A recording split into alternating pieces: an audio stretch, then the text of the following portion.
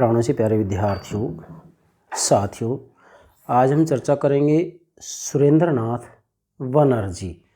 सुरेंद्रनाथ बनर्जी का जीवन परिचय, इसके सामाजिक, राजनीतिक और आर्थिक विचार। कुल मिलाकर सुरेंद्रनाथ बनर्जी को हम समग्र रूप में समझाएंगे। नोट करें बेटा, सुरेंद्रनाथ बनर्जी जीवन परिचय, इसके राजनीतिक, आर्थिक और सामाजिक विचार। ठीक है, इसमें हम सामाजिक विचार भी लेंगे। यहाँ मैंने लिखा है जीवन परिचय, राजनीतिक, आर्थिक और सामाजिक विचार, साथ में आप नोट कर लेंगे। ठीक है, इसका मतलब सुरेंद्रनाथ बनर्जी के बारे में आज हम चर्चा करेंगे। और विशेषकर मैंने देखा है कि विद्यार्थियों से सुरेंद्रनाथ बनर्जी के बारे में क्वेश्चन पूछ लिया जाता है और ज़्यादातर मैं देखता हूँ कि विद्यार्थी गलत आंसर देते हैं। इसलिए मैंने तय किया है कि राजा राम मोहन राय से लेकर के और आज तक के भारतीय राजनीतिक विचारकों को मैं आपको समझाऊंगा। प्राचीन भारतीय राजनीतिक विचारक मैं आपको समझा चुका हूँ। अभी हम आधुनिक भारतीय राजनीतिक चिंतन की बात कर रहे हैं, तो इसके अंतर्गत बेटा मैं सारे के सारे विचारक आपको समझाऊंगा, एक विचारक छोड़ूंगा नहीं। मूल बात यह है कि मैं अक्सर आपको कहता हूँ हमें वाहवाही नहीं लूटना है, हमें तो हमारे विद्यार्थियों को राजनीतिक विज्ञान समझाना है। चलिए बेटा नोट करेंगे सुरेंद्रनाथ बनर्जी जीवन परिचय, राजनीतिक, आर्थिक और सामाजिक विचार। अब बेटा मैं आपको एक बात बताना चाहता हूँ। क्या बेटा, भले आप किसी भी प्रतियोगिता परीक्षा की तैयारी करें, लेकिन एक सूत्र याद रखना, विचार ही वस्तु बन जाते हैं बेटा। क्या? विचार ही वस्तु बन जाते हैं। मीन्स आपका जैसा विचार होगा आप वैसे ही बन जाएंगे। अगर आपने तय कर रखा है, आपका ये विचार है कि मुझे स्कूल व्याख्याता बनना है, कॉलेज प्रोफेसर बनना है, आरएएस अधिकारी बनना है, आईएएस अधिकारी बनना है, जो भी है आपका लक्ष्य, अब आपने दृढ़ निश्चय कर लिया, आपका ये विचार बन गया और आप बार बार इस बात को रिपीट कर रहे हैं, मुझे ये बनना है, ये बनना है, ये बनना है, तो निश्चित रूप में जैसे आपके विचार होंगे आप वैसे ही बन जाएंगे और आप उस तरीके से मेहनत करना शुरू कर देंगे। इसलिए बेटा आप अपने विचारों को शुद्ध करें सबसे पहले तो, क्योंकि मनुष्य विचारों के द्वारा निर्मित प्राणी है। आपके जैसे विचार होंगे आप वैसे ही बन जाएंगे।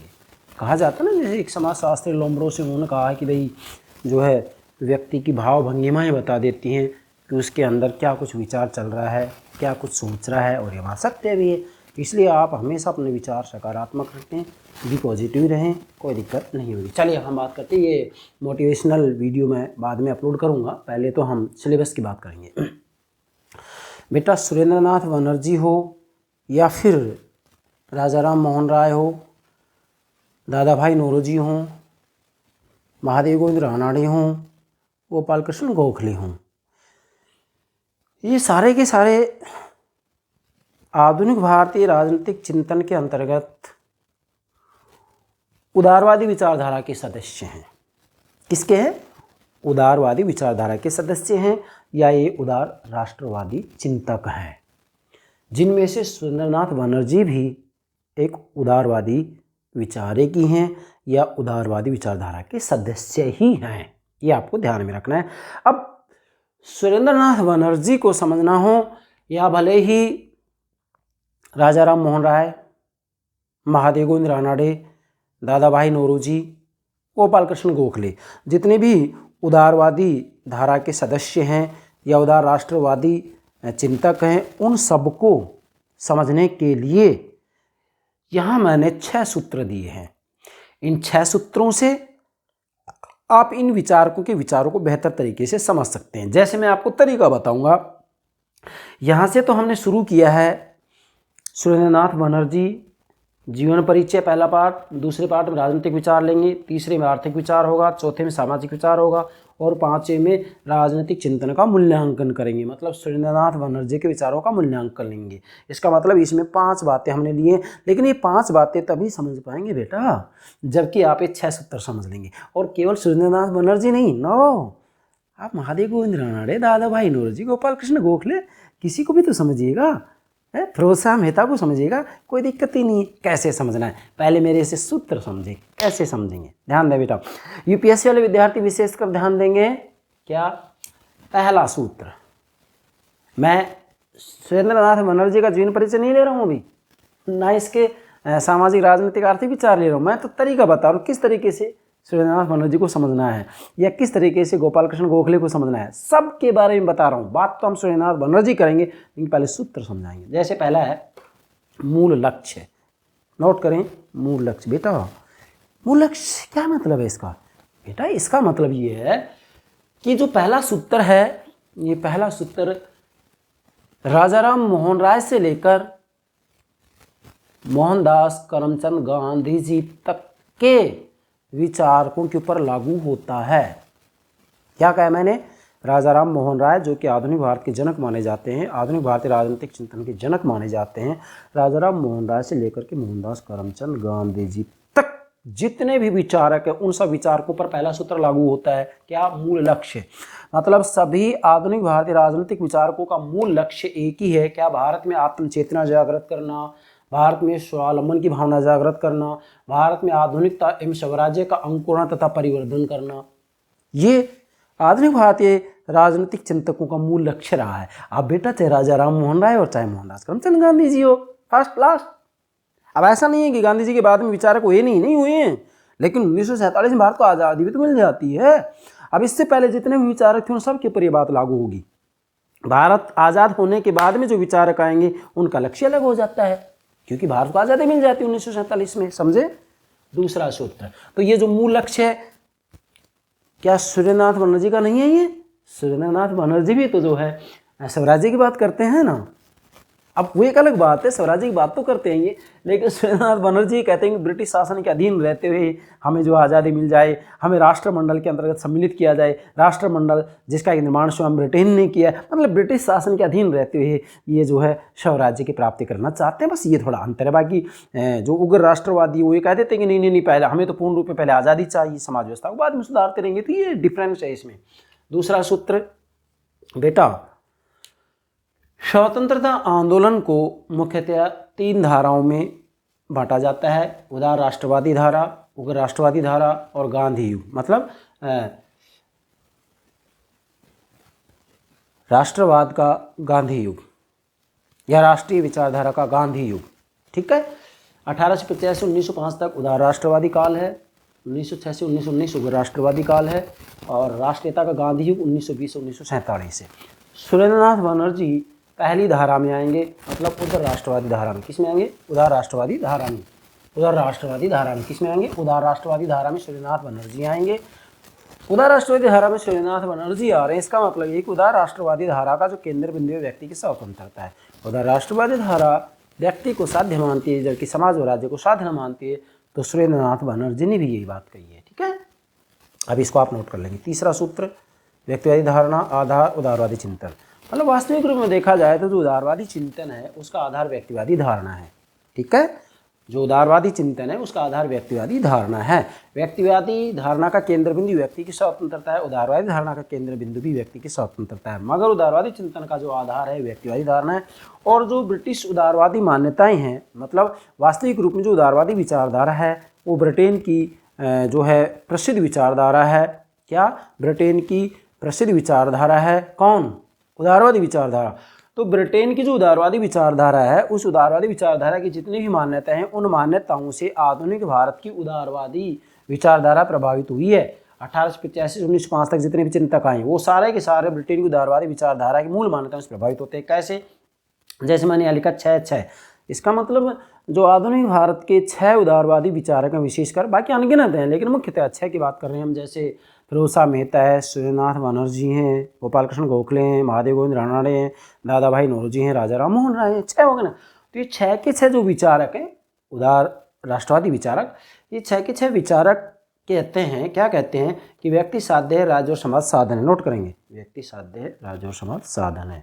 और जिस समाज में व्यक्ति को जितनी स्वतंत्रता और आत्मनिर्णय का अधिकार होगा, नोट करेंगे, जिस समाज में व्यक्ति को मतलब स्वतंत्रता, जिस समाज में व्यक्ति को जितनी स्वतंत्रता और आत्मनिर्णय का अधिकार होगा वह समाज उतना ही श्रेष्ठ समाज होगा। मैंने लिखा है श्रेष्ठ समाज, वह समाज उतना ही श्रेष्ठ समाज होगा। अब ये ये जो बातें हैं ना बेटा, ये ब्रिटिश उदारवाद की मूल मान्यताएं ही हैं। मतलब ब्रिटेन की उदारवादी विचारधारा की मूल मान्यताओं से आधुनिक भारत के जो उदार राष्ट्रवादी वो प्रभावित हुए हैं। इसका मतलब सुरेंद्रनाथ बनर्जी भी इस बात को स्वीकार करते हैं कि भी व्यक्ति अपने आप में साध्य है, जबकि राज्य और समाज साधन है। इसका क्या मतलब है? इसका मतलब ये है कि प्रत्येक वस्तु का मापदंड व्यक्ति है। कोई भी प्रथा है, कोई भी परंपरा है, कोई भी रीति रिवाज है, कोई भी कानून यदि व्यक्ति का हित करता है तो ऐसी स्थिति में उस प्रथा परंपरा कानून को बदला जा सकता है, लेकिन व्यक्ति का हित नहीं होने दिया जाएगा। क्यों? क्योंकि व्यक्ति होने के नाते अपने आप में सम्मान के योग्य है। इसे किसी सांसारिक साधन से नहीं तोला जा सकता। यस, किसी सांसारिक साधन से नहीं तोला जा सकता। व्यक्ति अमीर है कि गरीब है, व्यक्ति गोरा है कि काला है, व्यक्ति की जाति क्या है, व्यक्ति का धर्म कैसे, कोई लेना देना नहीं है। बस एक बात, मनुष्य मनुष्य है, व्यक्ति व्यक्ति है, व्यक्ति व्यक्ति होने के नाते सम्मान के योग्य, व्यक्ति व्यक्ति होने के नाते गरिमा से संपन्न है। इसे किसी सांसारिक साधन से नहीं तोला जा सकता। ब्रिटेन की उदारवादी विचारधारा ये बात कहती है, तो भारत के जो उदार राष्ट्रवादी हैं वो इस बात को स्वीकार करते हैं। क्यों? क्योंकि भारत के उदार राष्ट्रवादियों पर ब्रिटिश उदारवादी विचारधारा का प्रभाव पड़ता है। और बेटा, आधुनिक भारत के जितने भी राजनीतिक विचारक हैं वो सब पश्चिमी विचारधाराओं से प्रभावित हुए हैं, पश्चिमी विचारकों से प्रभावित हुए हैं। जैसे स्वयं जो सुरेंद्रनाथ बनर्जी हैं, इन्होंने जी.एस. मिल का भी अध्ययन किया है, हॉब्स लॉक रूसो का भी अध्ययन किया है, जैसे मैंने यहाँ लिखा भी है, बर्ग का भी अध्ययन किया है, मैकाले का भी अध्ययन किया है, हार्वर्ड स्पेंसर का भी अध्ययन किया है। तो क्या प्रभाव नहीं पड़ेगा? प्रभाव पड़ेगा। हमने प्लेटो की रिपब्लिक को न जाने कितनी बार पढ़ा है, अरस्तु की पॉलिटिक्स को न जाने कितनी बार पढ़ा है? इसी के साथ में लास्की का ग्रामर ऑफ पॉलिटिक्स राजनीति का व्याकरण न जाने कितनी बार पढ़ा है? कौटिल्य का अर्थशास्त्र, मनु की मनुस्मृति, शुक्र का शुक्र नीतिसार, ये बेसिक किताबें मैंने पढ़ी हैं जिनको गौरवमयी ग्रंथ कहते हैं। उन सब विचारकों के विचारों का हमारे मानस पटल पर प्रभाव पड़ा है। इसलिए आज हम खुले होकर के मेरे विद्यार्थियों को पढ़ाते हैं, चाहे कॉलेज में जाएं, किसी कोचिंग में जाएं या फिर यहाँ पढ़ाएं, बिल्कुल फ्री। मैं तो ये कहूँगा राजनीति विज्ञान के विद्यार्थियों को प्लेटो की रिपब्लिक, अरस्तु की पॉलिटिक्स, कौटिल्य का अर्थशास्त्र, मनु की मनुस्मृति और लास्की का राजनीति का व्याकरण किताबें तो पढ़नी ही चाहिए बेटा। यस, पढ़नी चाहिए, पढ़नी चाहिए, पढ़नी चाहिए। आप स्वयं देखेंगे पढ़ने के बाद में आप राजनीति विज्ञान में कितने निपुण हो जाते हैं। चलिए नेक्स्ट, 5वां सूत्र है विडंबना। बेटा, जितने भी उदार राष्ट्रवादी विचारक हैं, जिसे मैंने 6 का नाम लिया है, वो सारे के सारे जो विचारक उनकी एक विडंबना है। क्या विडंबना है? कि ये लोग एक बात कहते हैं कि ब्रिटिश शासन के अधीन ही भारत को आज़ादी मिलनी चाहिए। मतलब ब्रिटिश शासन के अधीन भारत की स्वतंत्रता की बात करते हैं ये। जबकि आगे चल करके जो उग्र राष्ट्रवादी हैं, लाल बाल पाल, मतलब लाला लाजपत राय, विपिन चंद्र पाल, लोकमान्य बाल गंगाधर तिलक, ये कहते हैं कि नहीं, हमें तो पहले पूर्ण स्वतंत्रता चाहिए, समाज व्यवस्था में सुधार बाद में होता रहेगा। जबकि उदार राष्ट्रवादी कहते हैं कि पहले समाज व्यवस्था में सुधार कर लो और आप जैसे ही सत्ता संभालने लायक हो जाएंगे तो ब्रिटिश जाति बड़ी दयालु है, ब्रिटिश सरकार बड़ी दयालु है, अंग्रेज लोग तो स्वभाव से बड़े दयालु है, वो आज़ादी दे देंगे। तो ये कहते हैं कि ब्रिटिश शासन हमारे लिए वरदान है। उदार राष्ट्रवादी, उग्र राष्ट्रवादी कहते हैं नहीं, वो वरदान नहीं है, ब्रिटिश शासन हमारे लिए अभिशाप है, अभिशाप। तो यहाँ मूल बात यह है कि इनकी एक विडंबना है ये उदार राष्ट्रवादियों की, कि ब्रिटिश शासन के अधीन स्वराज्य की बात करते हैं। ठीक है, 6वां सूत्र है उदारवादी दर्शन के सूत्र है। बेटा, भले ही आप राजा राम मोहन राय का अध्ययन करें, दादा भाई नौरोजी, महादेव गोविंद रानडे, फिरोज शाह मेहता, सुरेंद्रनाथ बनर्जी, यस, गोपाल कृष्ण गोखले, 6 विचारक मुख्य हैं ये उदार राष्ट्रवादी विचारधारा से जो जुड़े हुए हैं, या उदार राष्ट्रवादी विचारधारा के सदस्य हैं, या उदारवादी विचारधारा के जो सदस्य हैं। मतलब भारत की उदारवादी विचारधारा के जो सदस्य हैं ना, ये 6 महत्वपूर्ण हैं। तो बेटा, ये 6 के 6 जो सदस्य हैं ये उदारवादी दर्शन के सूत्र से प्रभावित हुए हैं। जैसे बुद्धिवाद की भी मनुष्य बुद्धिमान होता है, वह अपने हित में निर्णय लेना जानता है, हित अहित के बारे में जानता है, तो मनुष्य को स्वतंत्र छोड़ दो, राज्य उसके ऊपर जो है ज़्यादा कंट्रोल नहीं करे, नियंत्रण नहीं करे, है ना। मतलब व्यक्ति की स्वतंत्रता की बात करते हैं, तो ये इसलिए करते हैं कि भाई व्यक्ति बुद्धिमान है तो अपने हित अहित में निर्णय ले सकता है वो। मतलब जो हित में है उसके लिए निर्णय लेगा, ये अहित में है तो उसके बारे में भी सोचेगा वो, है। सहिष्णुता, प्राकृतिक अधिकार, तो प्राकृतिक अधिकार के बारे में भी ये बात करते हैं कि भाई कुछ अधिकार ऐसे जो बच्चे को जन्म के साथ मिल जाते हैं तो सरकार या राज्य उनको छीन नहीं सकता है। विशेषकर जो ये अधिकार देने वाला है ये तो जॉन लॉक है। जॉन लॉक ने 3 अधिकारों की बात की कि बच्चे को जन्म के साथ 3 अधिकार मिल जाते हैं: जीवन का अधिकार, स्वतंत्रता का अधिकार, यस, संपत्ति का अधिकार। 3 अधिकार की बात करते हैं जॉन लॉक। और देखिएगा जॉन लॉक के जो 3 प्राकृतिक अधिकार हैं, 3 प्राकृतिक अधिकार की बात करता है कि बच्चे के जन्म के साथ 3 अधिकार मिल जाते हैं। बेटा पूरी दुनिया के संविधान निर्माताओं पर इनका प्रभाव पड़ा है, भारत के संविधान निर्माताओं पर इसका प्रभाव पड़ा है। और मैं तो ये कहूँगा कि जॉन लॉक के विचारों का विशेष कर लोकमान्य बाल गंगाधर तिलक पर प्रभाव पड़ा है। तिलक ने कैसे कह दिया स्वराज मेरा जन्म सिद्ध अधिकार में से लेकर रहूंगा, किससे? जॉन लॉक से सीखा है उसने। और यहाँ फिर मैं कहना चाह रहा हूँ कि भले उग्र राष्ट्रवादी हो भले उदार राष्ट्रवादी हो, वो सब के सब प्राकृतिक अधिकारों की बात करते हैं कि बच्चे को जन्म के साथ कुछ अधिकार मिल जाते हैं। उन अधिकारों को कोई छीन नहीं सकता है, क्योंकि ईश्वर ने जन्म के साथ बच्चे को दिए हैं, वो अधिकार दिए हैं, तो फिर सरकारें कैसे छीन सकती है?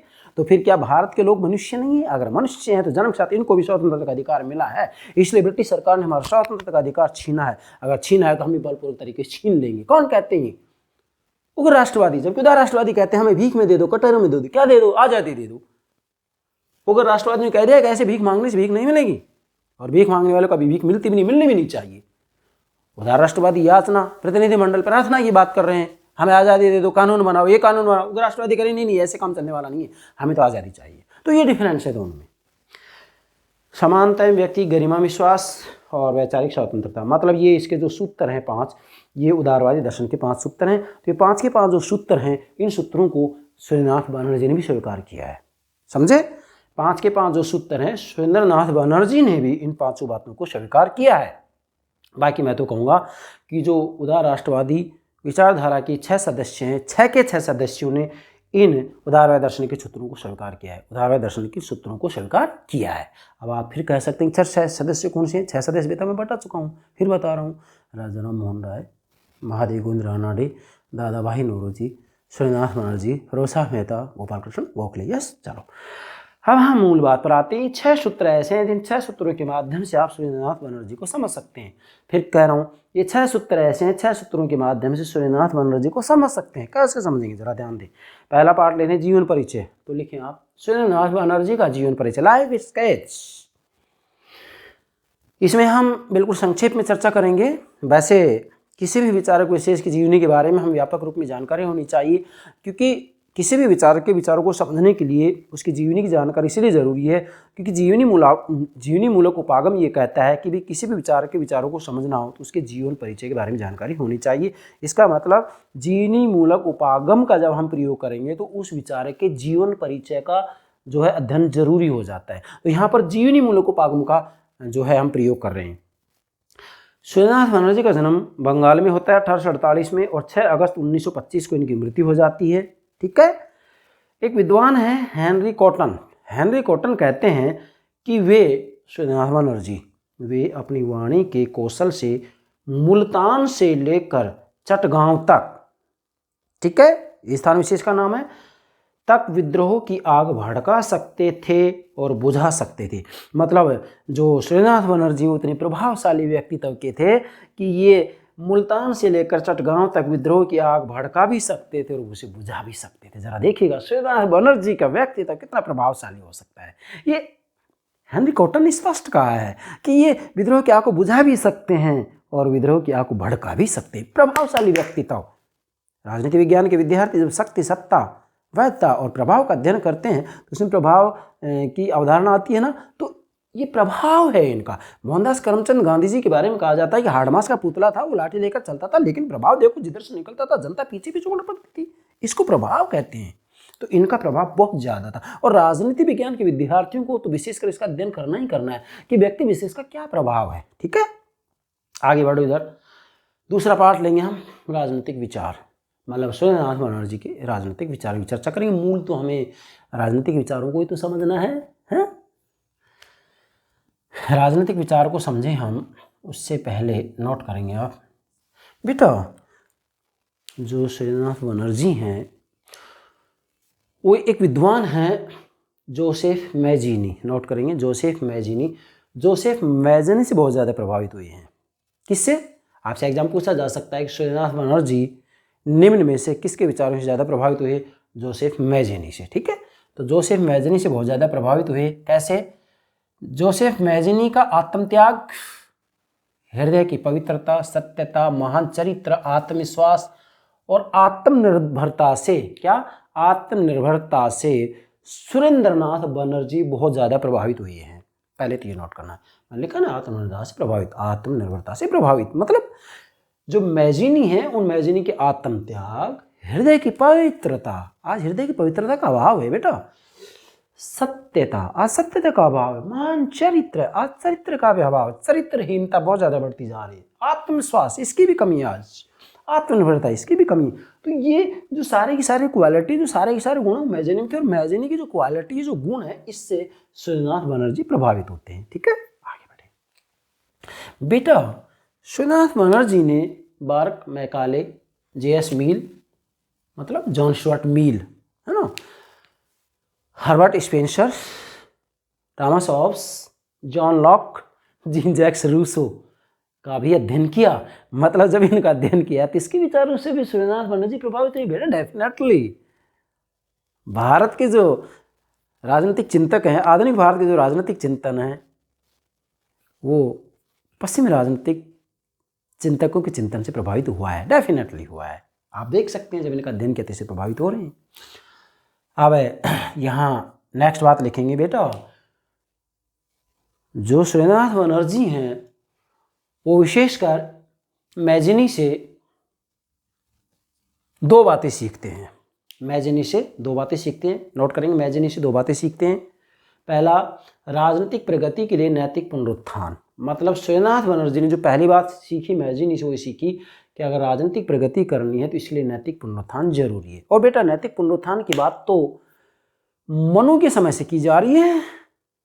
मैं तो ये कहूँगा मनु से लेकर के मोहनदास करमचंद गांधी जी तक, यदि भारतीय राजनीतिक चिंतन में कोई मूल बात मिलती है, कोई हीरा मिलता है, तो वो हीरा एक है कि नैतिकता की बात करते हैं सब। दूसरा, राष्ट्रीयता की गहरी भावनाएं। दूसरा नोट करें, राष्ट्रीयता की गहरी भावनाएं।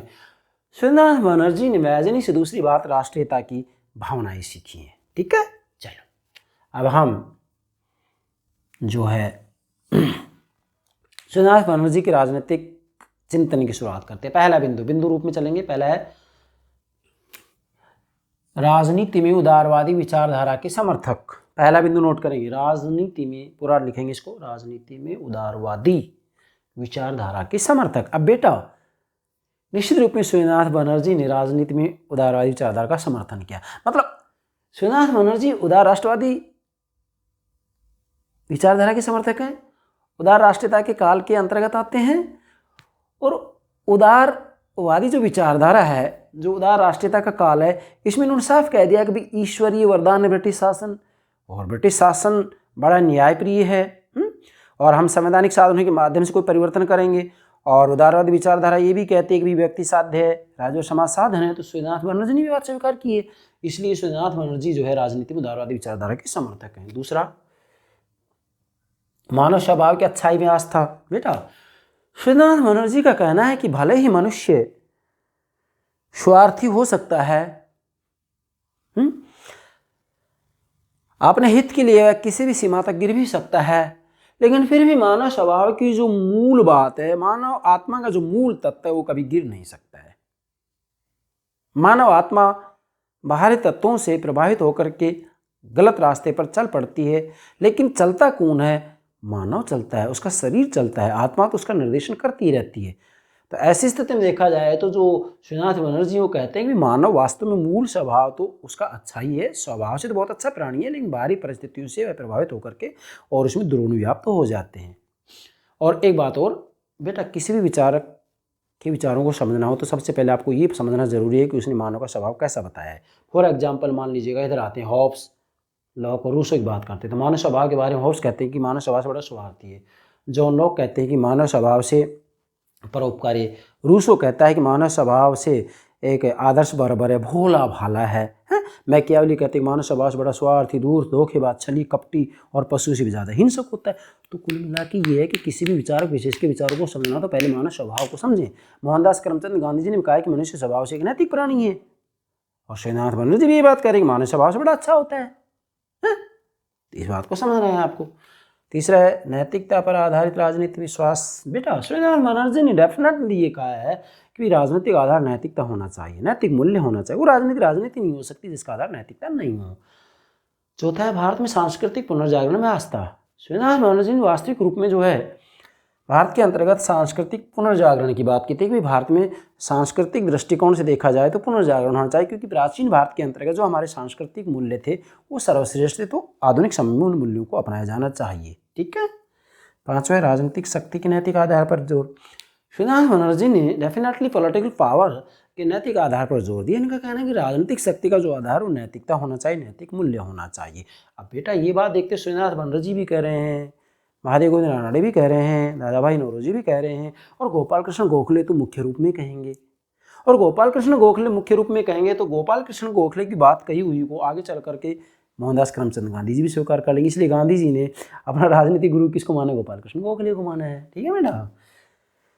छठा, ब्रिटिश शासन की न्यायप्रियता तथा कल्याणकारी भूमिका में विश्वास। श्रीनाथ बनर्जी ने ब्रिटिश शासन की न्यायप्रियता तथा कल्याणकारी भूमिका में विश्वास किया है। श्रीनाथ बनर्जी का कहना है कि ब्रिटिश शासन बड़ा न्यायप्रिय है, ये कभी भारत के साथ अन्याय नहीं कर सकता, और ये भारतीय जनता के कल्याण के बारे में ही सोचते हैं, भारतीय जनता के कल्याण के लिए कानून बनाते। श्रीनाथ बनर्जी कह रहे हैं ये बात। ठीक है।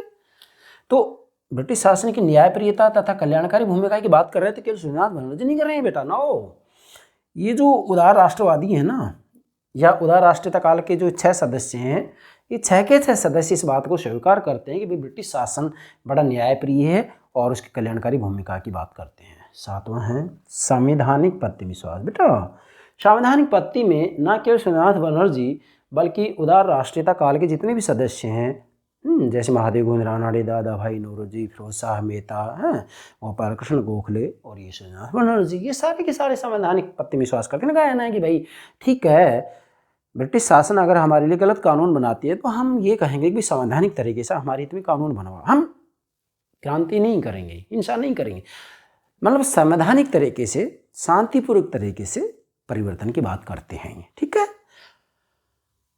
8वां है स्वशासन संबंधी विचार। श्रीनाथ बनर्जी स्वशासन के बारे में कहते हैं कि ब्रिटिश शासन के अधीन रहते हुए हमें स्वशासन दिया जाए, ब्रिटिश शासन के अधीन रहते हुए। इनका कहना है कि भाई हमें राष्ट्रमंडल की सदस्यता दे दी जाए, लेकिन आपके अधीन रहते हुए हमें आज़ादी मिल जाए, और आपने ही राष्ट्रमंडल का निर्माण किया है, तो ये कुल मिला के कहते हैं कि ब्रिटिश शासन के अधीन रहते हुए हमें स्वशासन प्राप्त हो। और 9वां है बहिष्कार और स्वदेशी। श्रीनाथ बनर्जी ने वास्तविक रूप में ठीक है संवैधानिक साधनों की बात की कि संवैधानिक तरीके से परिवर्तन किया जाएगा, लेकिन उन्होंने बहिष्कार और स्वदेशी जैसे साधनों के प्रयोग की बात की है। और बहिष्कार और स्वदेशी जैसे साधनों के प्रयोग की बात करते हैं तो ये दोनों एक दूसरे के अपोजिट हैं, क्योंकि बहिष्कार का मतलब क्या है? भाई जो विदेशी माल है उसका बहिष्कार करो और अपने देश में निर्मित वस्तुओं का प्रयोग करो।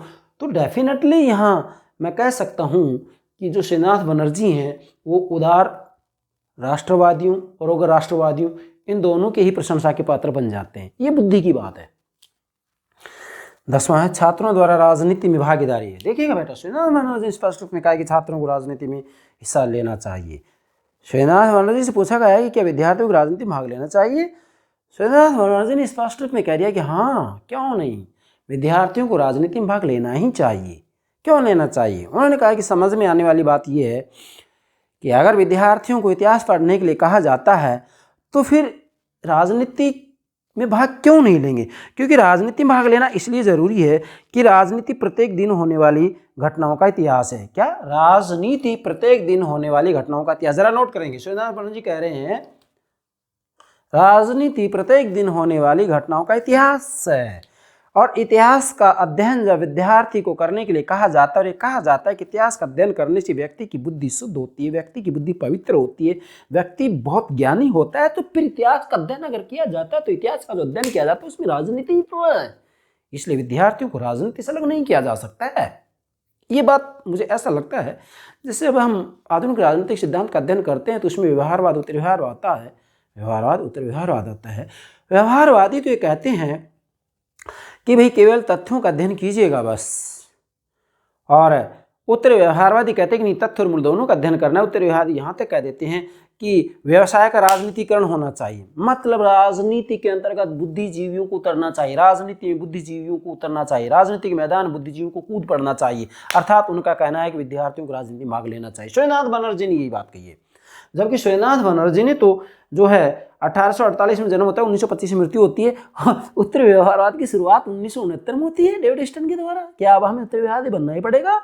डेविड स्टन कहते हैं आपने राजनीति विज्ञान के अध्यक्षीय भाषण में, जरा देखिएगा आप ये कितनी दूरदर्शिता की बात है। उत्तर व्यवहारवादी 1969 में जो बातें कही वो बात हमारे भारत में सुरेंद्रनाथ बनर्जी ने ही कह दी थी कि विद्यार्थियों को राजनीति भाग लेना चाहिए। क्यों नहीं लेना चाहिए?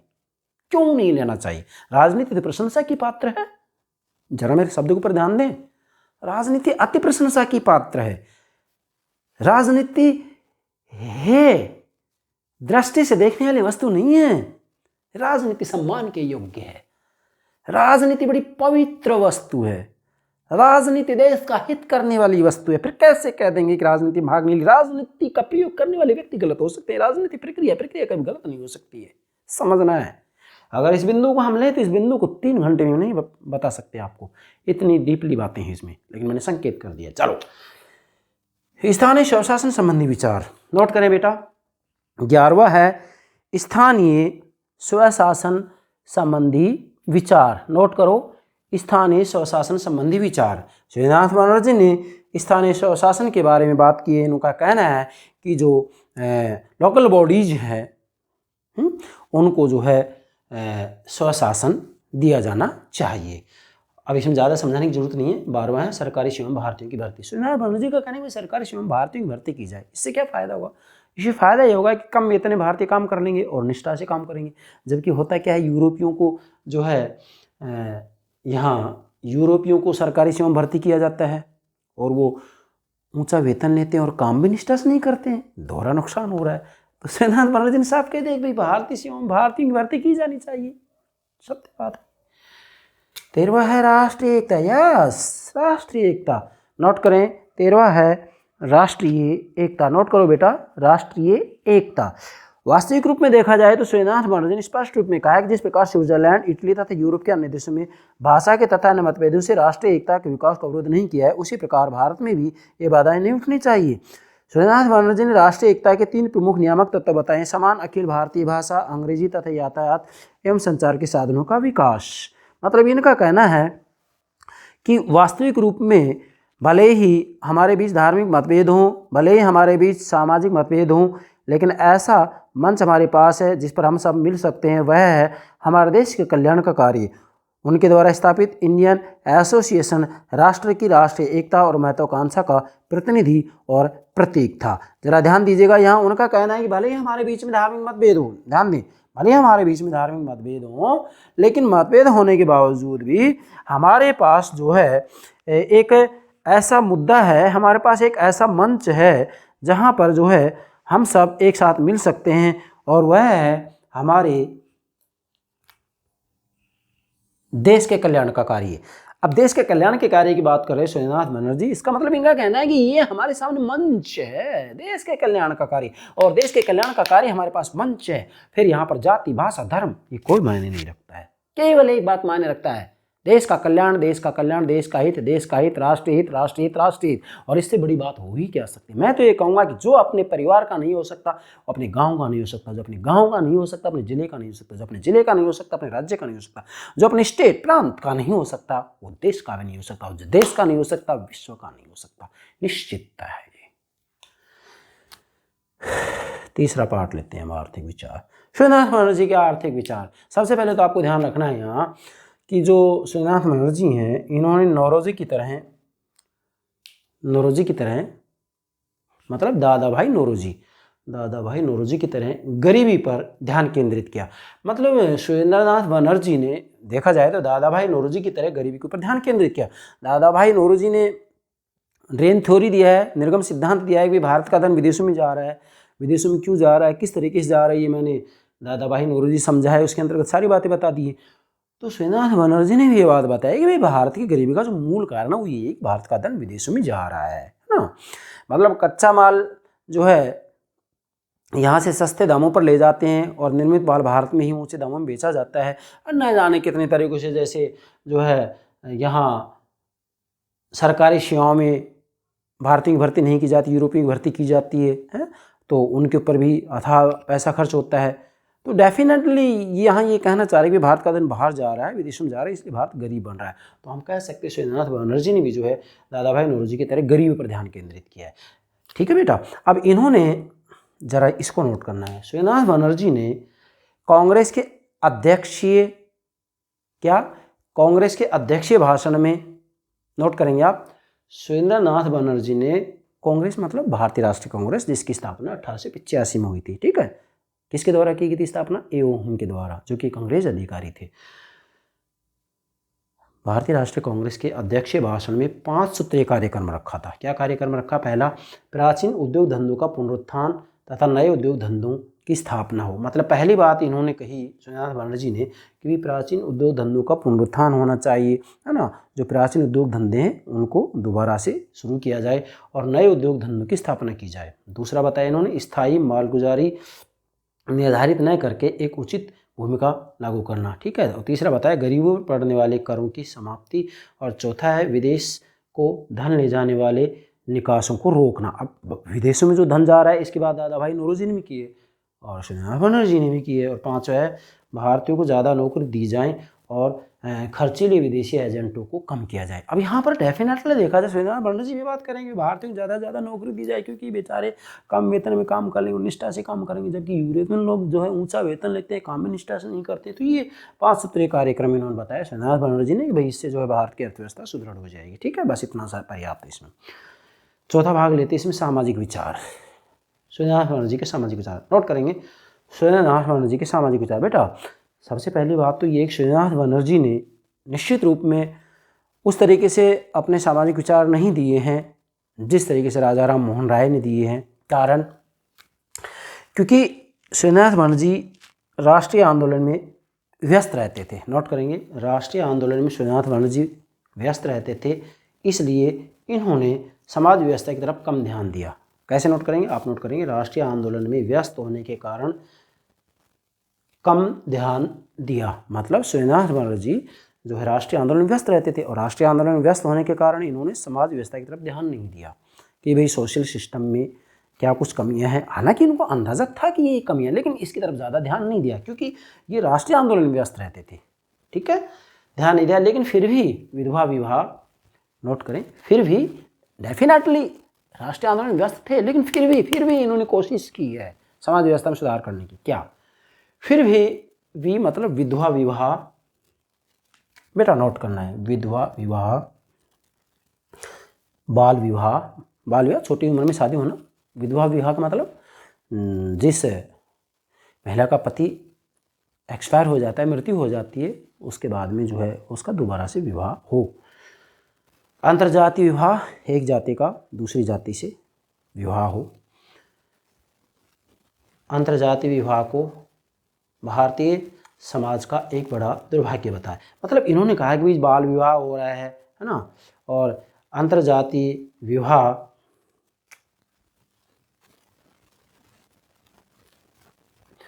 ये तो ये कह रहे हैं कि भाई जाति के अंतर्गत विवाह हो, उस समय ये बातें थी, लेकिन सुरेंद्रनाथ बनर्जी कह रहे हैं कि भाई एक जाति का दूसरी जाति में विवाह होना चाहिए, जबकि उस समय ऐसा नहीं हो रहा था। एक जाति के अंतर्गत रहते थे, यादव में, ब्राह्मण में, लेकिन सुरेंद्रनाथ बनर्जी कह रहे नहीं ऐसा नहीं होना चाहिए।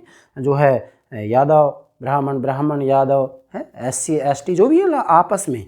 ठीक है, तो अंतर्जातीय विवाह को उन्होंने भारतीय समाज का एक बड़ा दुर्भाग्य बताया। मतलब सुरेंद्रनाथ बनर्जी के सामने विधवा विवाह प्रतिबंध, बाल विवाह हो रहे थे, अंतर्जातीय विवाह, तो ये उस समय की मतलब मैं कहूँगा कि बहुत बड़ी समस्याएं थी। तो सुरेंद्रनाथ बनर्जी ने इनकी तरफ ध्यान दिया था। ऐसा कुछ नहीं कि समाज व्यवस्था की तरफ ध्यान ही नहीं दिया, नहीं, इस तरफ ध्यान दिया था, मगर इतना नहीं दिया जितना राजा राम मोहन राय ने दिया था। ठीक है बेटा, किस लिए नहीं दिया? कारण था क्योंकि राष्ट्रीय आंदोलन में व्यस्त रहते थे। ठीक है, 5वां पार्ट लेंगे, राजनीतिक चिंतन का मूल्यांकन। राजनीतिक चिंतन का मूल्यांकन मतलब सुरेंद्रनाथ बनर्जी का जो पॉलिटिकल थॉट है, इसका मूल्यांकन करना है। कैसे करें मूल्यांकन का तरीका? नंबर 1, नैतिक मूल्य। सुरेंद्रनाथ बनर्जी ने स्पष्ट रूप में कह दिया है कि राजनीतिक आधार, राजनीतिक शक्ति का आधार, राजनीतिक सत्ता का आधार नैतिकता होना चाहिए। इसका मतलब क्या है? इसका मतलब है सुरेंद्रनाथ बनर्जी राजनीति में नैतिक मूल्य की बात करते हैं। नोट करेंगे, सुरेंद्रनाथ बनर्जी राजनीति में नैतिक मूल्यों की बात करते हैं और इसी के साथ में ये स्वशासन स्वदेशी को राजनीति में अभिव्यक्त करने वाले प्रथम चिंतक हैं। नोट करना है इसको, प्रथम चिंतक, यस फर्स्ट। स्वशासन स्वदेशी को राजनीति में अभिव्यक्त करने वाले प्रथम विचारक, ऐसे नोट करें, प्रथम विचारक। आगे, सरकार से सहयोग और संवैधानिक विरोध, मतलब सुरेंद्रनाथ बनर्जी का कहना है कि भाई जहां पर आवश्यकता हो सरकार का सहयोग करो, जहां आवश्यकता नहीं हो वहां पर सरकार का विरोध करो, मगर विरोध का तरीका क्रांति नहीं हो बल्कि संवैधानिक तरीके से विरोध करें। क्यों? क्योंकि ये संवैधानिक पद्धति में विश्वास करते हैं। मतलब इनका कहना है सरकार का सहयोग करो, लेकिन अगर आवश्यकता नहीं है, सरकार हमारे विरुद्ध चल रही है तो हम उसका विरोध कर सकते हैं, लेकिन विरोध का तरीका क्या हो? संवैधानिक हो, संवैधानिक तरीके से विरोध किया जाए, वैधानिक तरीके से विरोध किया जाए, क्रांति नहीं, हिंसा नहीं। आगे मैंने लिखा है वैधानिक आंदोलन के जन्मदाता। सुरेंद्रनाथ बनर्जी को वैधानिक आंदोलन का जनक भी माना जाता है। नोट करना, यस। आपसे पूछा जाए आधुनिक भारतीय राजनीतिक चिंतन के अंतर्गत वैधानिक आंदोलन का जन्मदाता, जनक, संस्थापक किसे कहा जाता है? सुरेंद्रनाथ बनर्जी को। समझ गए? नोट करो, वैधानिक आंदोलन के जन्मदाता, वैधानिक आंदोलन के जनक कौन? सुरेंद्रनाथ बनर्जी। ठीक है। नेक्स्ट, राष्ट्रीय आंदोलन का जनक।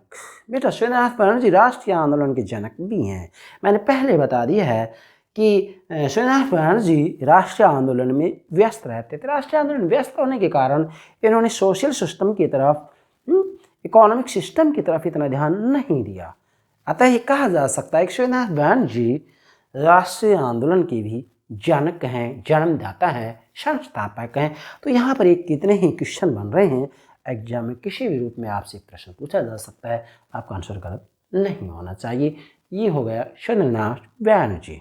यस, सुरेंद्रनाथ बनर्जी का जीवन परिचय, राजनीतिक, आर्थिक और सामाजिक विचार और इसका मूल्यांकन। सुरेंद्रनाथ बनर्जी के बारे में जितनी भी महत्वपूर्ण बातें थी हमने सब बातें आपको समझा दी हैं और ये 6 सूत्र हमने आपको दिए हैं। इन 6 सूत्रों के माध्यम से सुरेंद्रनाथ बनर्जी को आप बेहतर तरीके से समझ सकते हैं। हमें पूरा विश्वास है आप सुरेंद्रनाथ बनर्जी को बहुत अच्छे से समझ गए होंगे। यस बेटा, okay, thank you very much, thank you very much.